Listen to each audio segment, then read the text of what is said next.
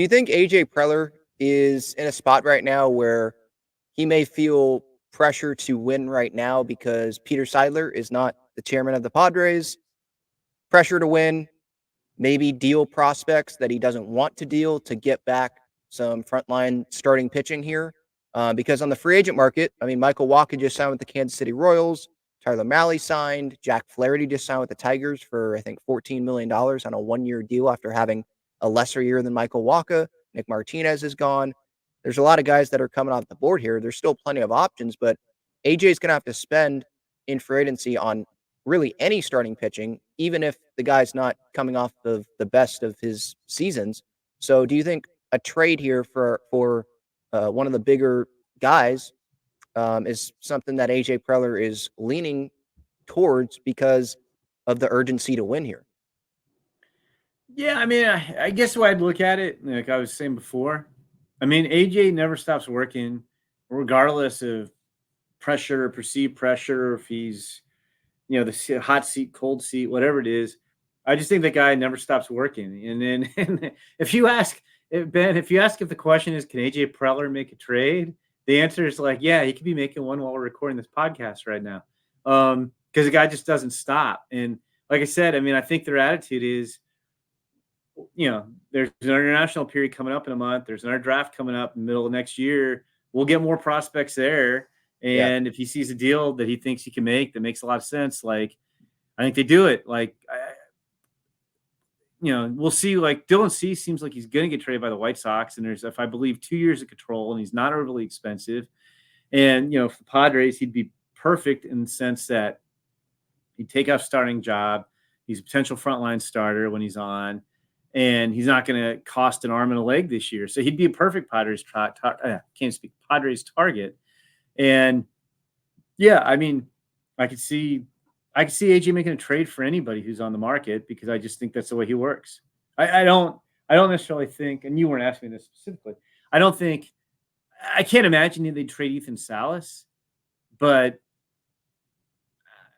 any trade they made almost wouldn't surprise me, just because I think AJ is always thinking about a move and then another possible move and another possible move, and like it never stops. So yeah, I think he could make a trade.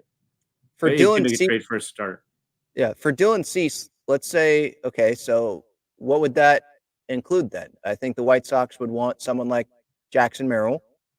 And I know that's a big ask already right there, but it is multiple years of control for Dylan Cease. And I think the White Sox know that they have the best starter out there. I mean, Corbin Burnes is the best starter, but in terms of talent and how long that person is under control, Burnes is only 1 year and Dylan Cease is a couple years here. So does that ask start with Jackson Merrill? Well, I mean, if I'm the White Sox, I certainly am asking for Jackson Merrill. I mean, I'm going to ask for Ethan Salas off top. Probably not going to get him. But yeah, I mean, it's always hard to say how trades are going to come together, because, like you said, like I don't know how we'd characterize, like, how desperate are the Padres? How desperate is AJ Preller?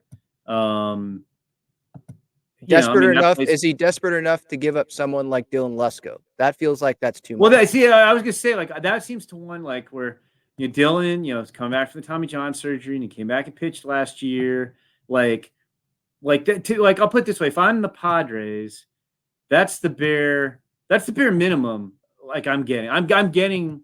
Like, we're not going lower than Dylan Lesko on the. Not that teams are trading off of our prospect list, but I'm not taking less than Dylan Cease off that prospect list. I was trying to pop up. I don't know if you ever played with the baseball trade values simulator, which is always interesting. And so, Dylan Cease is valued at $40.4, I think, $million. And it's just, have you ever played with this, Ben? The baseball trade value site? Yes. Yeah. And so anyway, Ethan Salas is $64 million. Jackson Merrill is $58 million. But Dylan Lesko is $30 million. Robbie Snelling's $23 million. Like, I would probably be. I was trying to get. It's always. Well, I'm sorry. Go ahead. What is Cease? Cease is $40 million. Okay. So like I think you're probably like I don't think you're getting Salas from Merrill. But okay, if I'm the White Sox, I'm interested in I want Snelling or Lesko. I want Zavala. I want probably one of Iriarty or Mazer.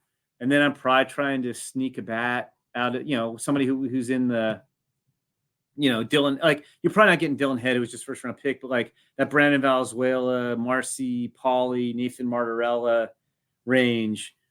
That's probably what I'm looking to get. Now, that might be considered too big an ask, but you don't know. Like if I'm the Padres and I feel like I've got to win now, maybe I would give up, like a Lesko and a Zavala and some kind of third or fourth prospect. And maybe they would say, hey, we can live with it because Lesko and Zavala, they're not right on the doorstep of reaching the big leagues. And Musgrove, Manny, Tatis, Bogarts, they're not getting any younger. This is like our window here right now with these big major league guys we have. It's interesting because, yeah, AJ, he might seem like he might think, hey, I'm good. But, I mean, Padres fans, we saw this like 3-year window with Soto. Now don't have Soto, but you looking at teams around the Padres in the National League West and the National League just in general, and those teams just keep getting better. You can't just keep pushing this window back. 2023 they went all in, but I think Padres fans, we weren't expecting this team to just go all in for 2023. We were expecting it to be at least a few years here. So, yeah, I mean, AJ, like you said, he doesn't go to sleep. This guy looks at every different avenue. And so, yeah, I don't know if they're going to land Dylan Cease. There's other teams that are definitely going to be interested in Dylan Cease. The question is, what is AJ Preller willing to give up? Is he willing to give up Lesko or Snelling? Is he willing to give up a couple more of those guys?